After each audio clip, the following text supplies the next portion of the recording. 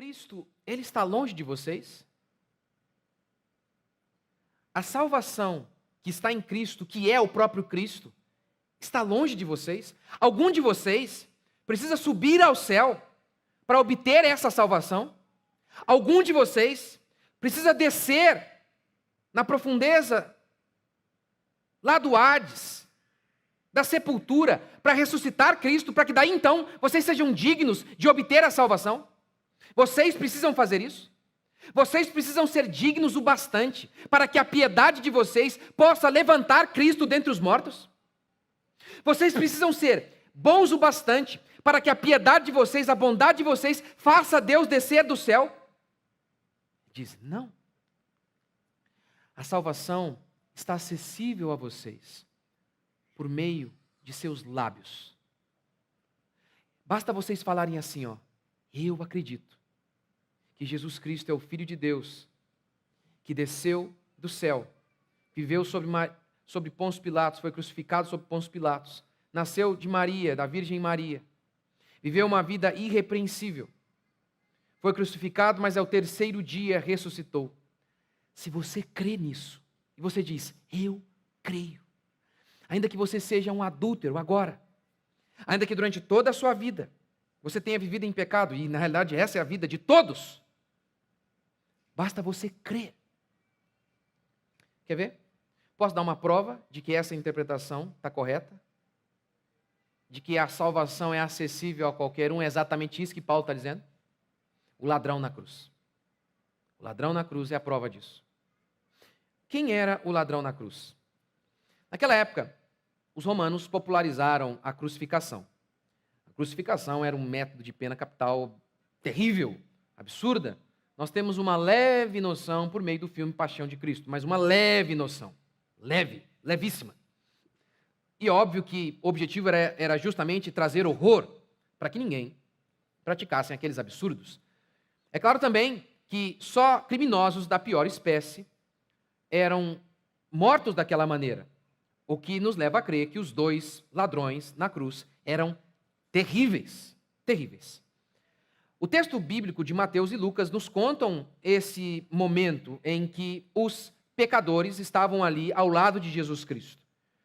O texto bíblico declara que as pessoas passavam, olhavam para Jesus e blasfemavam, diz o texto, blasfemavam, não se esqueça dessa palavra, blasfemavam e zombavam de Jesus.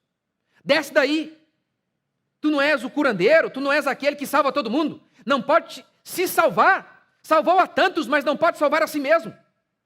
Blasfemavam, diz o texto que eles passavam e desprezavam Jesus. Esse era o cenário. Pois bem, veja o que Mateus 27, 44 declara. E os mesmos impropérios lhe diziam também os ladrões que haviam sido crucificados com ele. Não um ladrão, os dois. Todas aquelas blasfêmias ditas por todos aqueles homens também eram ditas pelos dois, não por um, pelos dois, diz Mateus. Ok. Lucas, então, começa a descrever o cenário. E o que Lucas diz?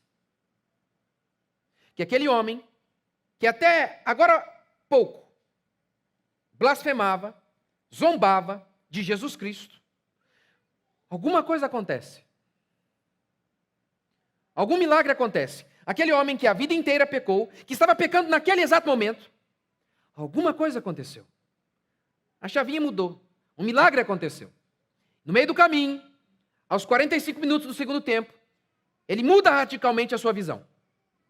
Ele então começa a repreender o outro ladrão e diz, pare, porque nós merecemos estar aqui. Porque você ainda poderia supor, pastor, você disse que os piores criminosos estavam na cruz. Mas às vezes não podia uma pessoa ser injustamente levada? Claro que podia. Mas o próprio ladrão diz que não. Diz que ele merecia estar. Nós merecemos estar aqui. Ele não. E aí, a palavra está perto de ti, na tua boca.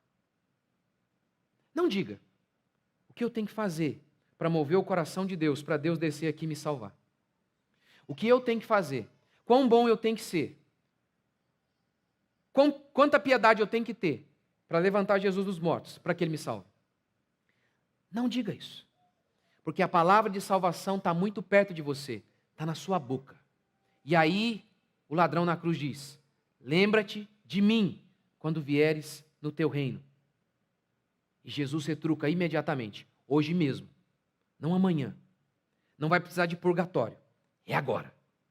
Hoje mesmo você vai estar comigo no paraíso. Isso não existe em religião nenhuma. Isso não existe em nenhuma filosofia.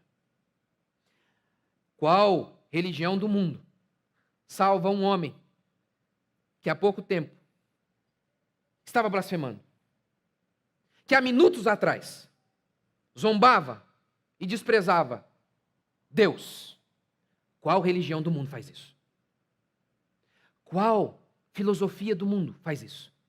Por isso, Paulo diz: o evangelho é escândalo e loucura para os que se perdem. Mas para nós é poder de Deus, porque nós cremos, porque nós somos o bandido da cruz. A única coisa que nós fizemos foi dizer: eu creio. Eu mereço estar aqui. O Senhor não. Mas salva-me pela tua bondade e tua misericórdia. A palavra está perto. Eu encerro da seguinte maneira: você que entrou aqui hoje, você é ímpio, pagão. Talvez você frequente igreja, mas você é ímpio, imoral. E se essa é a sua situação, se você, antes de me ouvir pregar, tivesse tido um mal súbito e morresse, você está no inferno por toda a eternidade, por toda ela. O que a Bíblia declara a seu respeito, e você também que está me ouvindo e me assistindo aí, o que a Bíblia declara é que você não pode fazer nada para ser salvo, que você não pode ser bom para ser salvo, que você tem que ser salvo para daí então ser bom, que você não tem que mudar de vida para daí então se aproximar de Deus, que você tem que se aproximar de Deus para que aí então Deus mude a sua história. O que a Bíblia declara é que a salvação não é por conta de seus méritos. A salvação não é por conta de nada de bom que você tenha feito, porque na realidade tudo de bom que você fez foi imperfeito. Até as suas boas obras, diz a Escritura, eram manchadas pelo pecado, pelo egoísmo, pelo desejo de se mostrar para alguém. É por isso que hoje mesmo, agora mesmo, se você crer, como diz o texto de Paulo em Romanos, todo aquele que invocar o meu nome será salvo. Agora mesmo, se você invocar o nome do Senhor e falar como aquele ladrão da cruz: eu sou um pecador perdido, maligno, a minha vida foi de pecado e a culpa é minha e de mais ninguém, nem do governo, nem do Estado, nem de meus pais, nem do meio, não, a culpa é minha, como aquele homem fez. Mas dizer: mas eu creio que o Senhor Jesus morreu para que a justiça dele fosse atribuída a mim, para que os feitos dele fossem dados a mim, tudo que ele fez fosse colocado na minha conta. Eu creio nisso. Agora mesmo você será salvo.